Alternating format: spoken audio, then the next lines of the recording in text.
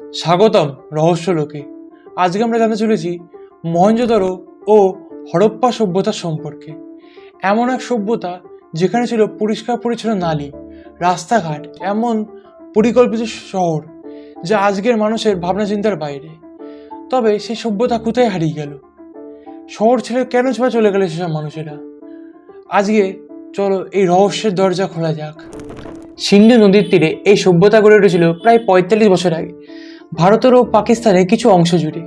এই সভ্যতায় মহেঞ্জোদারো এবং হরপ্পা ছিল প্রধান শহর। এই শহরগুলিতে ছিল পরিকল্পিত রাস্তা এবং পরিকল্পিত বাড়িঘরদোর।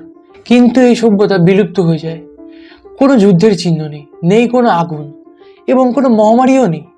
তবে এই সভ্যতা বিলুপ্ত হয়ে গেল কি করে?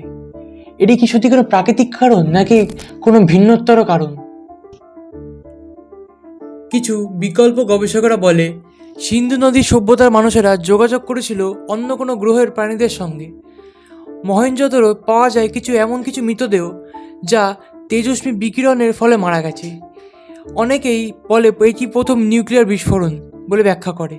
সত্যি কি কোনো প্রাণী প্রযুক্তি ছিল তাদের কাছে, নাকি অন্য কোনো সভ্যতার সঙ্গে সম্পর্ক ছিল যা আজও আমাদের চোখে আড়াল করে যায়?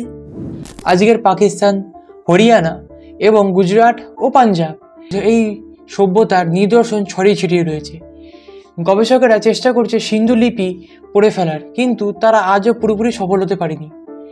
এই সভ্যতার মানুষের ধর্ম, ভাষা এবং জীবিকার অনেকাংশই আজও ধোঁয়াশার মধ্যে ঢাকা।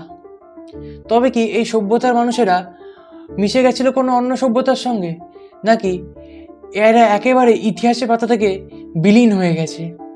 সিন্ধু সভ্যতা ছিল মানব ইতিহাসের এক বিস্ময়কর অধ্যায়, যা আজও সমাধান হয়নি, যার রহস্য আজও লুকিয়ে আছে, কিন্তু তা হারিয়ে যাচ্ছে সময়ের গহরে। আপনি কি মনে করেন, কি ছিল এটি?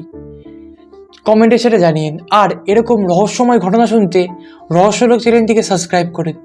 দেখা হচ্ছে পরের শনিবার এরকম আরেকটি গল্প বা ঘটনা নিয়ে, শনিবার ৭টায়।